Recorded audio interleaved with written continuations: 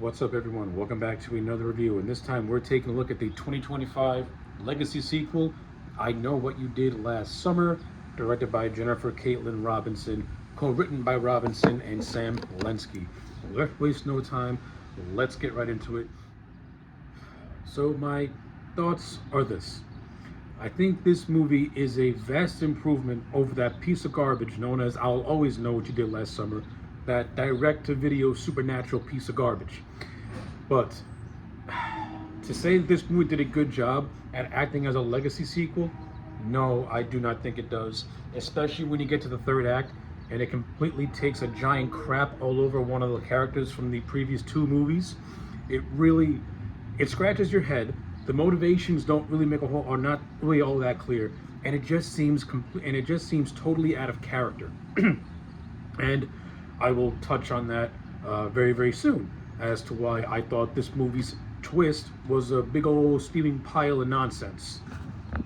But leading up to all of that, the movie basically acts as a remake of the first movie. Like, this is a remake of the first movie. It doesn't really try to be anything different. It doesn't really add anything new to the franchise. Now, not to say that you can't bring any creativity to this franchise, because if you try hard enough, you can make a last summer movie that can be different, yet still maintain the same spirit as the first two movies, which this movie attempts to do it, but this feels more like Scream than the first last summer movie ever did. Now, what do I mean by that? So if you watch the original 1997 movie, it's really played straight. Like, there's not really a whole lot of meta jokes in the first last summer movie. A lot of the characters and the script plays it totally straight, like a straightforward slasher.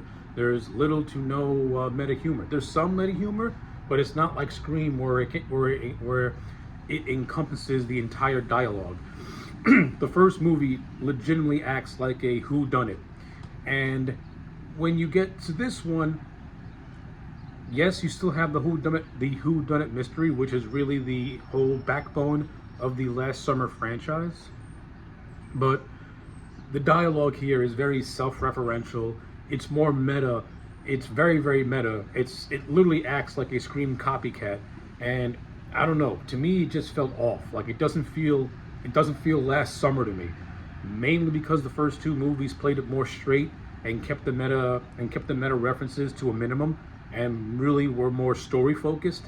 This one, like I said, it had that meta humor, which now meta humor is cool. The problem is it's modern day meta humor, where I don't think it's cool. I think it's kind of goofy and not funny. Maybe it's because I'm 35 years old and I'm not 18, so I don't get a lot of the jokes. But aside from all that, the movie, like I said, is basically a remake of that first movie. These kids, they're partying, celebrating the 4th of July. They get into an accident. A guy's accidentally killed. 1 year later, someone's giving them threatening notes and picking them off one by one. Yeah, it's this movie is not breaking new ground with its plot and structure. It's basically the same thing as the first movie. The only difference is that it has more goofy, nearly fourth wall breaking humor. It brings back Freddie Prinze Jr. and Jennifer Love Hewitt as legacy characters, where one is revered and the other one is made to look like a piece of shit. We have a Sarah Michelle Gellar cameo where she appears as a ghostly visage, which, since this movie erases I'll Always Know What You Did Last Summer, it doesn't make any sense in the context of the first two movies that really did not have any supernatural-like elements to them. So it was cool to see Sarah Michelle Gellar as Helen Shivers. I think this movie kind of overplays Helen Shivers' importance to the overall franchise, but that's just me personally.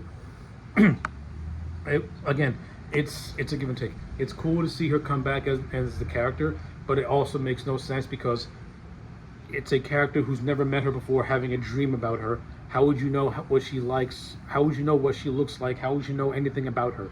That doesn't make any sense to me, especially since she only found out about her 5 minutes beforehand. And it's not like this character that meets Sarah Michelle Gellar in the dream is presented as as somebody with some brain cells, because the character of Danica is more or less portrayed as a blonde-haired airhead who has the intelligence of a pencil. So, yeah, I highly, highly doubt she would have done research on Helen Shivers and got to know what she was like as a person through talking to people who knew her, which the movie does not do whatsoever. She sees a photo of her at a burial site and then says, "Oh, she was a Croaker Queen. That means I was a Croaker Queen." And then you're dreaming about her. It doesn't make sense. I don't understand it. I thought it was the worst part of the whole movie. That's why I say I think the dream. That's why I say I think Sarah Michelle Gellar's cameo is cool in one hand to see her, but yet makes totally no sense at all when you actually watch the movie and follow through the eyes of Danica. Doesn't make any sense. It's like a very, very loose connection at best. Then you have really your main character, who is named Ava, who's the one that we follow. She's supposed to be a modern version of Julie, though where Julie had more, even though Julie wasn't the best written character, Helen kind of was. But still, you still could do something with Ava, try to make her stand out. The movie attempts to do that, but I think she's bland as hell. Like, I can't tell you a whole lot about Ava's character because the movie doesn't tell me anything about her character. It tells me that she's in a relationship with some dude named Milo, that she is more that they broke up. She meets some other girl while coming back to Southport. They bang in the bathroom.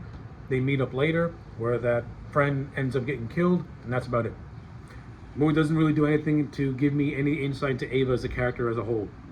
Through maybe little tidbits in how she interacts with her friends, but that's about it. It doesn't tell me it doesn't say anything else about her personal life or anything like that. She just comes along as grossly bland. And now listen, that's not to say the movie didn't give insight into her. Maybe it did, but it was done in such short bursts and it is never expanded upon in conversation that can develop her character, that is very easily missed. And that's this movie's problem. This movie does have some weird pacing issues. Like, the first half feels rushed, and then the second half feels a little dragged out. I don't understand. I don't understand how this movie was made. Like the dude gets into an accident within the first 10 minutes, and then the rest of the movie it kind of drags on. It kind of just like goes from one thing to another, and can feel almost drawn out. Like, the one thing I can say about that first movie is that it was edited and paced fairly well. Like, the events felt like it was happening in real time. This one, it feels both dragged out and rushed all at the same time. It's weird pacing. Let's see. Aside from Ava and Danica, who are the two co-leads, not really being my flavor, and this movie's pacing having some issues with it. At least you got some decent side characters. Like, I like Tyreek Withers as the character of Teddy. He's basically a modern day version of Barry. I thought he was actually pretty funny. And unlike Barry, Teddy actually has a chance to go face to face with the killer and actually get into a fist fight a little bit. So that's cool.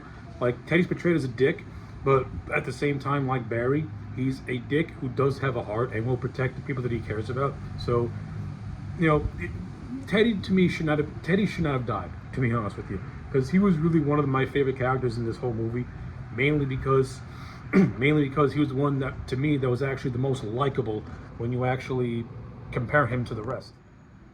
And all the other characters are just flat out forgettable. Like Milo, he's just the boyfriend character, doesn't do anything. You have the character of Tyler, who Ava had a little fling with. The movie sets her up as a podcaster who's obsessed with the Southport massacre, and it doesn't do anything of interest with her. And I think the movie kind of shows its hand when the killer grabs her, where she has the look of shock and fear, as if she knows who's doing it. Like, okay, why are you giving you're giving your twist away at the 45-minute mark, just as you're starting to get going with everything. Yeah, like that was what it was. Not only that, the entire chase scene takes place at the Bayside, at this thing called the Bayside House, which is the former Shivers retail store.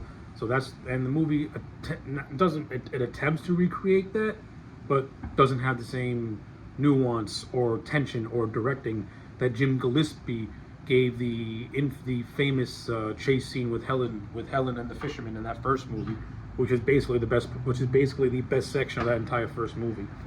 That's where I feel that this movie kind of overrates Helen a little bit. They think that because she had the best scene of the whole movie, that means that means she was the most iconic character out of all of them. When really Helen Shivers was not that so. It's not like her character was any better either. She was just played by Sarah Michelle Gellar, who was hot at the time. That's the only reason why her character has been, let's just say, overrated lately. But to me, the best kill in this entire movie is when Danica's fiance gets killed while at her house. I think this is the best directed scene in terms of tension building and suspense. I think the kill was actually a little bit creative because the fisherman uses a harpoon gun as opposed to using the infamous fish hook. So that was kind of neat.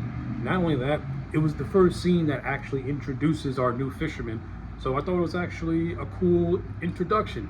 It's ruined by very cringe-worthy dialogue where after the guy gets harpooned, he says, "What the fuck, bro?" Really? Tension-breaking dialogue in modern movies, especially in modern horror movies, I hate it with a burning passion because it undercuts what could be cool stuff, and you're forcing in something that's meant to get a laugh. Yeah, and I just don't like it. See, when Scream does it, I'm okay with it because these Scream movies have a comedic type of nature to them, so it makes sense for that. But for this, it does not feel organic. It feels forced. It feels like you're intentionally trying to copy from Scream and try and get your audience to laugh. Meanwhile, I'm watching a scene of a character who's about to die, and he's saying something like, "What the fuck, bro?" Stupid. And not only that, you get scenes of characters trying to formulate plans on how they can survive and how they can find and catch the killer, and it once again gets broken up by cringe-inducing dialogue that's meant to get a laugh, but instead I feel like Ray, where I just groan and rub my forehead and just irritation because you're not funny. I digress. Let's just wrap this up. Let's talk about what we really want to talk about, which is the return of Freddie Prinze Jr. and Jennifer Love Hewitt. I'll say this: acting-wise, they did fine. It's cool to see them come back. Now, in terms of the directions they took their characters, that's another thing. Julie, she's a college professor who was once married to Ray and now got divorced. They have a strained relationship. Julie is basically brought in because after the two killings that took place, and after a town hall meeting in which they basically are not going to do anything, especially when Ray calls out this guy who is Teddy's dad for not wanting to do anything. Ava has the idea to track down Julie since she had a history with fishermen in Southport. At first, she does not want to help, but then eventually does and gives her guidance to Ava and tries to navigate her on how to find clues and answers. And this is really where the investigation leads them to trying to find more about Sam Cooper, the man that was accidentally killed. And while all that's going on, you have another friend by the name of Stevie, who was more or less not an adopted daughter of Ray, but someone that Ray is looking after. And this is important because it plays a big role later on. So you got all that stuff's going on. You got the fisherman who will have a couple of scenes here and there where he's chasing our characters. There's a decent cemetery scene where he chases down Teddy and Danica. This is where one of the scenes where Teddy gets a chance to go face to face and have a little bit of a brawl. So that was cool. And we also get a nice little reference to the Croaker Cream pageant blimp from that first movie, so it was fun to see that. We also get some nice references to Max, the Shivers sisters, and everyone else at this burial site, including Barry. And Teddy pretty much has one of the better jokes where he makes fun of Barry's name. He makes fun of Barry's name, which is last name, which is Cox. So that's actually one of the more understated funny jokes this movie actually did, where there was nothing really all that serious going on, so it wasn't tension breaking. See, scenes like that is where the humor works. It's where you implement it into scenes that need to be more dramatic and more serious, and then you undercut it. That's where I get a problem with it. But ultimately, this just leads to Teddy dying later on in the movie when the fisherman kills him while he's at his house. And then he also kills his dad, who was like this land developer who was peppered all throughout the movie and is more or less trying to keep all the killings under wraps because he's trying to gentrify Southport into something more pleasing. And he does that by more or less trying to hide or wipe out its history. So now we can get the cat out of the bag. So not too long after Teddy dies, and not too long after Teddy dies, our characters end up going on Teddy's boats in order to try and flee Southport.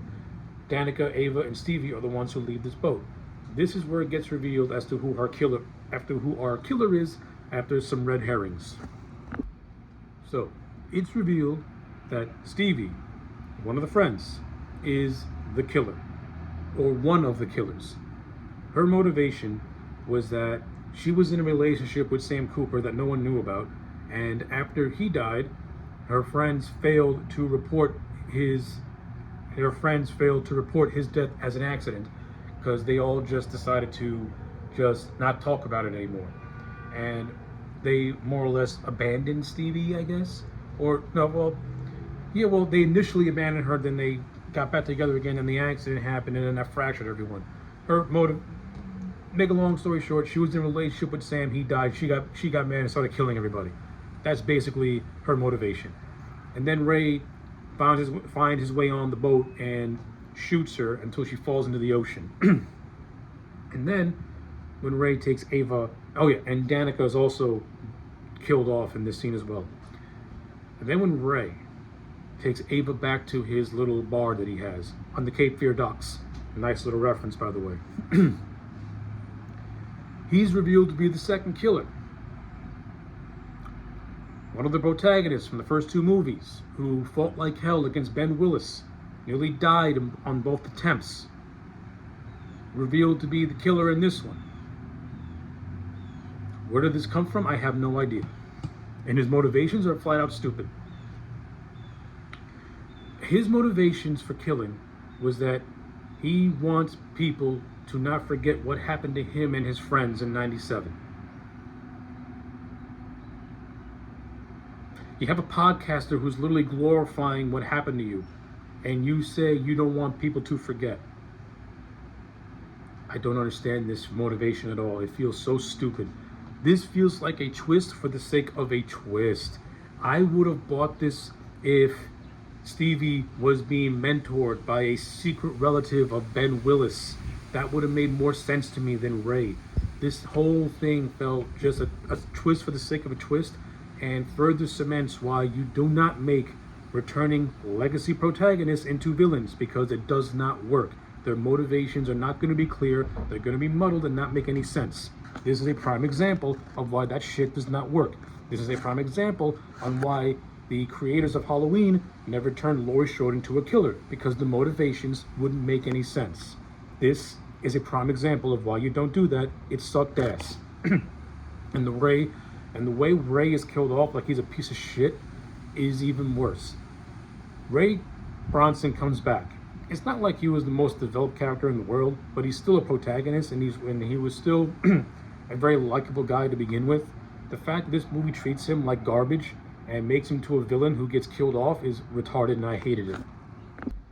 And it's also a very, very forced way for Jennifer Love Hewitt to reprise her iconic "What are you waiting for" scene. I mean, this is so dumb. It's so dumb. And the confrontations between Ray and the scenes with Ray and Julie, they just, I don't know, they felt flat to me. It's like the movie didn't really care about these two characters reuniting on certain scenes, because they don't really say anything all that interesting to each other. Like, it could have been something better, but it was not. Instead, we get this. A very, very piss poor ending to a very mediocre movie with some good things in it here and there. Yeah. Then you get the whole ending of Danica surviving, sigh, and revelation that Stevie is still alive. And then you get the mid-credit scene that gives us the return of Carla, played by Brandy Newward, in I Still Know What You Did Last Summer, teasing a potential movie of Carla and Julie teaming up to take on another killer. Who knows if this will ever happen? Because this movie, who knows if this will ever happen? I mean, I don't know. Who knows? Yeah, but that's basically the 2025 Last Summer Legacy sequel. All in all, I think it's a very, very mid movie. The acting, even though I criticize a lot of the characters, the acting is not that bad. It's okay. The writing had moments where it was clever. I like the references. I do like the scenes with the fishermen. They are the best of the entire movie. Some are better than most. Like I said, I like his introduction scene. That was cool. I like the cemetery scene. Even though I don't like the character of Teddy Dime because I liked him, I do like his overall. I do like the events that lead to his death. That was well done as well. The climax sucked. The twist was terrible. The dialogue was cringe-inducing, and I hated it. But yeah, a very, very mid movie. I'll say this though, compared to I'll Always Know You Did Last Summer, this one's a masterpiece. At least this movie goes back to the more grounded tone of the first two movies, so I can appreciate that. But it has a lot of elements that I just did not care for. Yeah, so all in all, I'm gonna give this movie a 5 out of 10. To tell you the truth, the first two movies are much better than this. But yeah, those are my thoughts. Let me know yours in the comment sections down below. Like the video and subscribe, and I'll check you back next time for more.